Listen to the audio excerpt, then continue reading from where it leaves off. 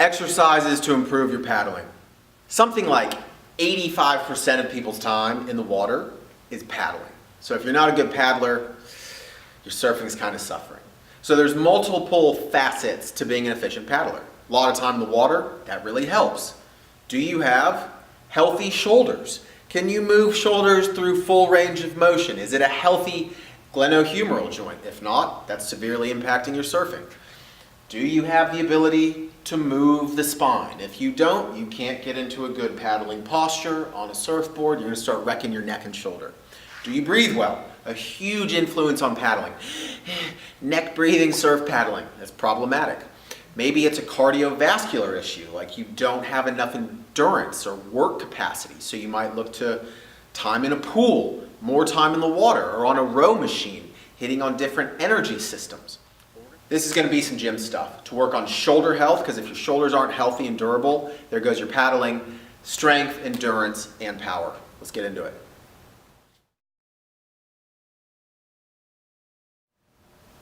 First, hanging. Shoulder mobility and scapular control. Your scapula are your shoulder blades. They've got all these muscles connected to it. Strong, healthy, mobile shoulders and shoulder blades improve your paddling. So what's modern life done to most people? Boom, put us here, right? This is the antithesis of what you need to do while paddling, basically. So when you're here, boom, that's the shoulder range you've got. This paddling, or this range of motion, will tear apart a shoulder girdle. That's expensive and painful. So we start working into hanging to get into this vertical arm position, learning how to control the shoulder blade, because that leads into pull-ups and chin-ups. If you have the strength capacity to do good pull-ups and chin-ups, then you've got a healthy shoulder in a sense that can go in a lot of different ways in terms of training. So what's hanging?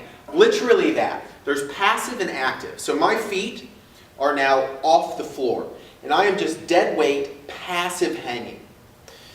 And now I go into active hanging. Feet are off the floor. I'm just using muscles around the shoulder blade to essentially depress the scapula. So this is active, using the muscles to pull the shoulder blade down.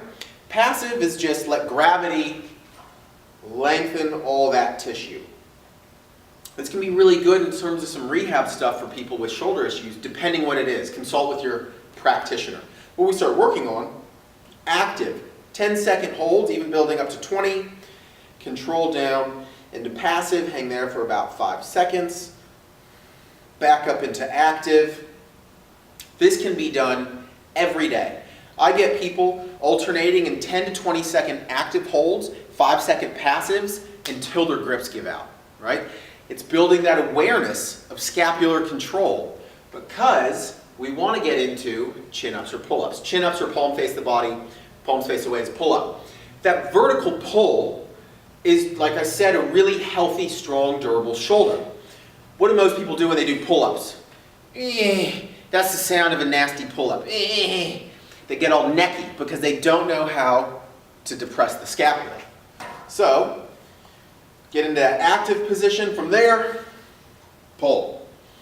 Right? The same can be done for a chin-up. Get into that active position, pull. Keep the shoulders down. Once you get a solid pull-up or chin-up, most people it's easier to start with chin-ups, you can then start building volume, or building speed, or building strength by holding a dumbbell between the feet, or something like that, or building volume by lots of repetitions. Everybody should have some type of pull-up bar in the house, even one of the ones that hangs from the doorway.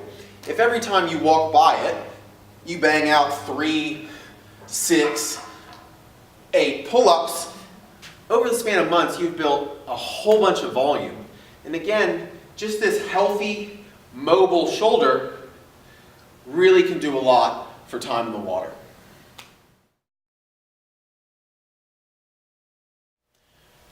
Paddling is pulling, so we train pulling of various speeds, angles, intensities, tempos, whether we're working on endurance, strength, or power. Right? In the gym, we're not trying to replicate the sport. We're trying to strengthen and improve movement patterns that apply to our sport. So pulling. Get a suspension trainer or some Olympic rings. You can get a decent set of Olympic rings for like 20 bucks. So what we're going to start working on are just what we call horizontal rows. And you change the angle of the body depending on your ability, your shoulder health, and what you're training for.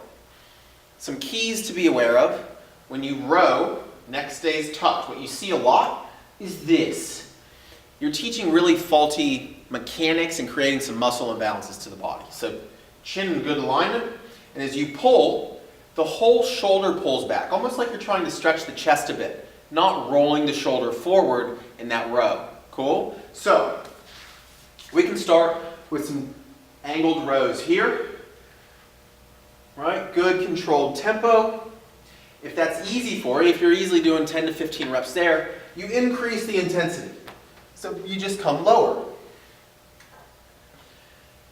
And you can start modulating the variables of an exercise, increasing the speed to work on speed and power production, increasing the number of reps to work on endurance. I could set a clock for 3 minutes in a row, non-stop for 3 minutes, working on endurance. Maybe we want to work on strength, so I come all the way to foot elevated,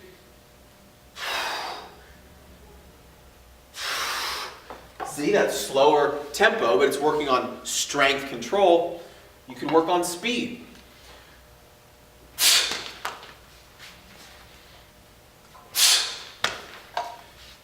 Again, paddling is pulling, whether it's for endurance or speed or power or strength. Really beneficial movement to work on shoulder health, pulling mechanics, and helps carry over to your time to surf. A good dynamic movement that people tend to dig, and it is beneficial, is you take that basic horizontal row and you start working on one arm, right? And then once you've accomplished one arm, you start really working on rotational. And it could be, again, strength-based, slower, more intensity, or less intensity, more speed, but really good dynamic pull. Everybody knows some lat pull downs, really beneficial movement. It's this whole lat tricep pull down. It's legit. Some keys to be aware of, right? Just like with the rows, you can modulate it to where it's heavier weight, more of a strength base, lesser repetition, less weight, higher repetition, more endurance based. But the keys that we often see is people have really bad alignment when they're doing that. So straighten that spine up, and at that pull completion, you're not letting the shoulder roll forward, because then you're not using all these scapular retractors, retraction of the scapula, to stabilize there, right? So bands, cable, whatever you got, get the torso forward, because from here, you're really working a smaller range of motion. So here, you're now working that lat through that full range. Keep everything in line. Pull. You could alternate. Right? I could go here for 40 reps, build some endurance. Or maybe I start working on speed. Right? You see the variation of it. The keys are, don't roll the shoulders forward, keep head in alignment, and just shift the variables depending what you're training for. Triceps, push downs. You can do push downs. They're actually not that bad. Elbow extension and humeral extension, right? That's the finish of a paddle stroke. The tricep creates this movement, elbow extension. Really crucial to strong, efficient paddling, a good, healthy elbow. So you can work on just kind of straight push downs even, higher repetition, build some endurance, don't roll forward. What I often have guys start working on, because it gets a lot of also scapular control, like shoulder stability, and core control. So you first need to be able to be out in this kind of plank position without losing core control. So what I mean by good core control is that you're nice here and stable, you're not kind of losing spinal position. That's bad for your back. So once you're comfortable in that position, you can maintain spinal control. I'm not sagging. It hurts to even do that. You then start working on tricep extensions here. Higher repetition, control. That can be a really good superset with doing something like pull-ups or chin-ups, or even horizontal rows and then getting into some tricep extensions for like 15, 20 reps. So you're working on mobility of the shoulder, keeping it nice and stable, that scapula upwardly rotated, bit of anatomy nerd out for you guys. And then nice core control, right? This whole paddle stroke, if you've got no core control, it's just you're leaking energy. So nice tricep ring extensions. So I've shown you a lot of kind of these bigger pulling movements. A big crucial part of paddle training is just shoulder health and shoulder prehab, what we call it. Pretty much anybody over the age of 30, if you've been an active swimmer, surfer, athlete, you've run into some shoulder stuff. So part of this whole longevity, health conscientiousness is keeping healthy shoulders. So these are kind of prehab oriented, but exceptionally beneficial. One of these, basic, gotta get into that pose in the gym, basic external rotations. So this is only like 5 pounds, doesn't require much. What you're doing is controlling. Think of having like a spit roast right through that humerus, that upper arm, and that you rotate right on that spit roast. So it's not all up and down, that is controlled straight down, straight up. This is posterior rotator cuff work. Simple, straightforward, often neglected. Don't fly through these, control forward, find tension on the back of the shoulder. If you're rolling the shoulder forward while you're doing these, it's no good, right? When you're capable with those, you can then start going to just no support, where it's a lot more control as well. You're really isolating the rotation of the humeral head in the socket of the shoulder blade. Higher repetition, multiple sets. Another really good drill. So a big part of this whole paddle stroke, these big, strong internal rotation essentially, and extension of the arm. That's what a paddle stroke is. We need to make sure we're strong in everything that opposes that. That's why those external rotations are good. But all the muscles on the back side of the shoulder blade and shoulder to keep the shoulder from too far rolling forward. So a drill I often have guys use, you first tuck the chin, lightly lift the chest up. From here, you elbow, just an elbow row out to this T position.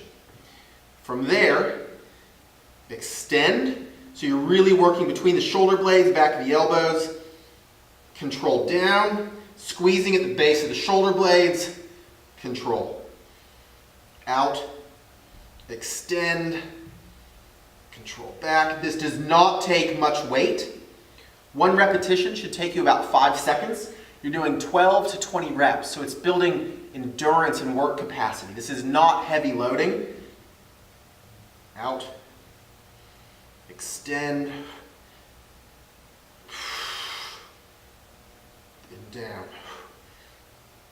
Out, control, squeeze the shoulder blades together, squeeze the shoulder blades together, control down.